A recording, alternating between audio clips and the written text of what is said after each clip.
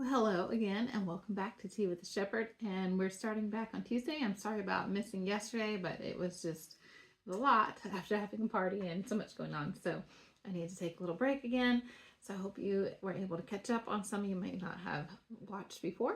But today is Tuesday, so there are so many things happening in my Shop Made shop today. Lots of new products. You'll see three new teas actually. I have God of Wonders, which actually was inspired by my son's birthday party. I will give you a lot more details this week in my Shop Made shop, so you can go and check those out. The other one is Beloved, which is one of the ones I'm actually drinking tonight. Surprisingly, I love this one because I don't like chocolate normally, but this is a chocolate cherry tea. It is absolutely delicious. But it is also my birthday week this week, as well as my son's.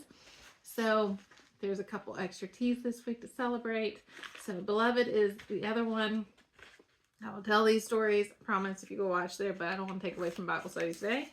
And we also have the sample sizes as well as the full size of The Garden, which is another tea this week that is new, and I love this one as well. And then last but not least is the brand new Christmas Advent tea set, which is going to be in the shop today. So you can go check that out and grab you one of these before they're gone, because there's only going to be a limited supply of these. But these are super special, so I hope you'll grab those. Now, to get back into our word. Now, the thing about last week is I felt like I left off on a cliffhanger, because we're getting into chapter 3, and these two go together. Again, this is a letter. This is not separated in chapters the way he wrote it. It was just one long letter. So it's a continuous thought. So it also explains a little bit more of what we talked about with the women in chapter 2. So let's continue it on, because you might think that there's some contradictions if you are reading these separate, but as you continue reading, you will see that no, they're actually not contradiction. He is just building upon what he just talked about. So let's start in chapter 3, verse 1. Here's a trustworthy saying: if anyone sets his heart on being an overseer, he desires a noble task. Now the overseer must be above reproach, the husband of but one wife, temperate, self-controlled, respectable, hospitable, able to teach, not given to drunkenness, not violent, but gentle, not quarrelsome, not a lover of money. He must manage his own family well and see that his children obey him with proper respect. If anyone does not know how to manage his own family, how can he take care of God's church? He must not be a recent convert, or he may become conceited and fall under the same judgment as the devil. He must also have a good reputation with outsiders, so that he will not fall into disgrace and into the devil's traps. Okay, devil's traps, singular. So, first of all, the overseer is a guardian or a shepherd. He is the one that is going to be the person that keeps everything in correction and making sure that there's an accountability, that no false teaching is being brought into the church. So that is the job of a guardian overseer. Make sure that he's overseeing everything, the theology, overseeing the workings of the church, although you have workers inside the church and deacons, as you'll see, inside the church. But this is one to make sure that nothing is going astray. Now, the NIV, which you'll see as we're reading through this, is not very accurate in how they use pronouns. In almost all the other translations, and particularly when you read it in the Greek, it does not use men and he continually. In fact, when we get to verse 8, it says men specifically in the NIV, which in the other texts and the other translations, and specifically again in the Greek, does not use the word men. So it is not being very specific. It's just saying anybody who is in this position, make sure that they are above reproach. Now, of course, he says of one wife. What he's speaking to here is to the culture of this time. Again, he is in a pagan area. The Romans were monogamous, but they believed you could have a lot of concubines. And they did not see that as polygamy, whereas the Jews would definitely see this as polygamy, that you couldn't have more than one wife, and that includes the concubines. So there is kind of that going on. So he's addressing that, because in that time, the husbands could have more than one wife, or a wife and many concubines. But a wife could not have more than one husband. So that's why he's addressing that here, is that inside the church, if you are a husband, you cannot have more than one wife. That means even no concubines. When he says temperate, self-controlled, respectable, hospitable, those are easy, able to teach. He's an overseer. He's got to be able to teach. Not given to drunkenness. I am going to, this is an area that I have slight disagreement in some things that are taught. He's saying not given to drunkenness. It's not abstinence. Now, there are some of our denominations that say complete abstinence, and others that say you just don't get drunk, and there's others that say you're free to do whatever. But the Bible, if you go and do a study, which I actually did back in college, a really deep study of wine and spirits in the Bible, it is 50% pro and 50% against the wine. The difference is moderation versus drunkenness. It is 100% against drunkenness completely, and that level depends on what your tolerance level is. For some people, especially if you already have family propensity towards drunkenness or addictions in alcohol, you don't want to touch it. You would want to abstain completely away from it. But there's others that don't have that. Now, the Bible talks about not causing your brother to stumble.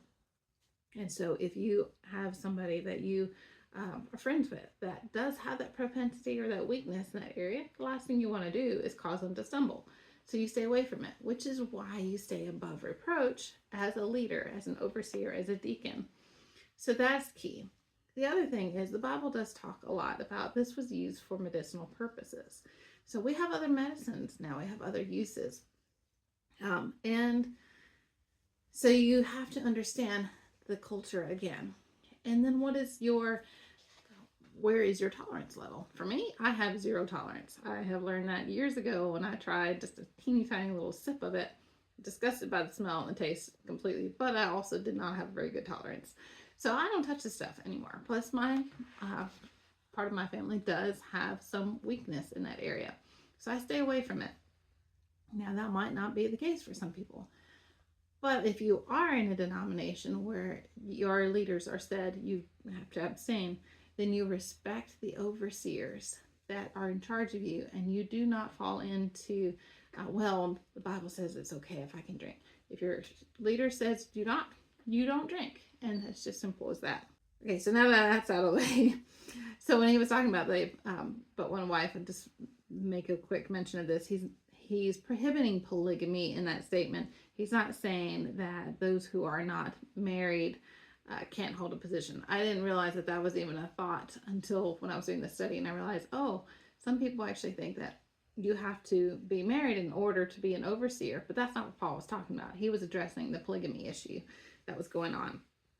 So, not violent, let's see, continue on, not violent, but gentle, not quarrelsome, not a lover of money.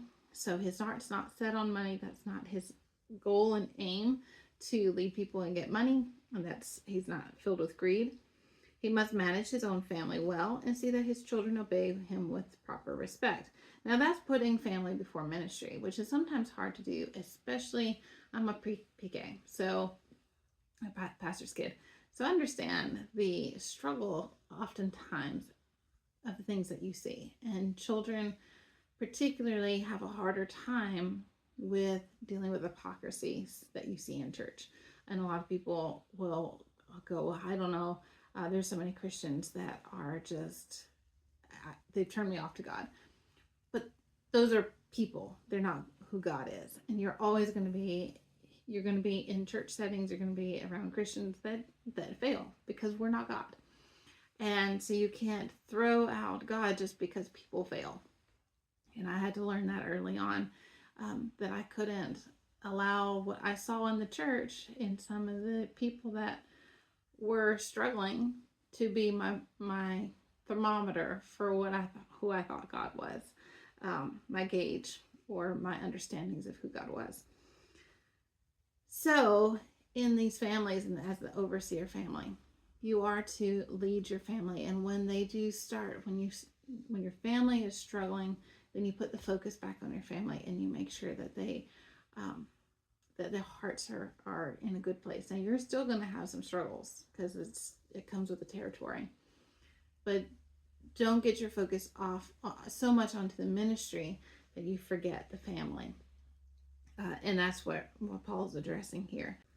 And I know I'm going to only be able to finish the overseer part, and we'll get into the deacons in the next section. But if anyone doesn't know how to manage their family, how can you take care of God's church? This is a really sticky subject because I know some people who are godly men and women whose children very much had a hard time with what was going on in the church.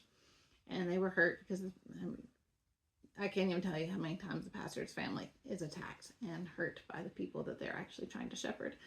And so sometimes the children do go astray because that's what they're seeing. But you can't let that condemnation enter in. Protect your family, guard them, and be a good leader of your family. Do everything possible. And if you have to take time to say, Lord, get us readjusted, show me how to lead my family and how to be able to help them through some of the hard stuff. Now, there's going to be seasons. There's going to be seasons that you're going to have to work through, and it doesn't mean that it's always great. And then the moment that the children are struggling, that they're not a good overseer or leader anymore. No, that's not. Everybody has struggles. But even somebody who is managing a household are going to have people in that household that don't do exactly what they're supposed to. But are they leading well still? Are they still leading their family? If they're ignoring it, or they are pushing it aside and they're pretending it's not happening, or they're encouraging the lifestyle that their children go into, that's not leading their family well.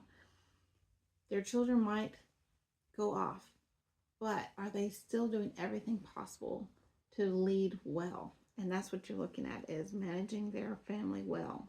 Are they taking care of them? Are they leading their family? He must not be a recent convert, or he may become conceited and fall under the same judgment as the devil. Well, pride led Satan to fall. And so a leader who is building himself up, especially in the position that he's in, thinking that he's all that, or that he's that he knows it all, you're going to fall under the same judgment as the devil, because that pride led to his fall. And then he must also have a good reputation with outsiders, so that he will not fall into disgrace and into the devil's trap. And the same thing here. You don't want your leader to just have a two-face, where he's good with some people, but he's not good with others. Across the board, he loves God and he loves people.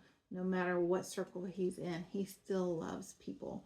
And it's not just for this group or that group, but with everybody. And that he has a heart, a shepherd's heart for all of those. So we'll pick up here in verse 8 tomorrow, and we'll tie some more things together to make sense of it all.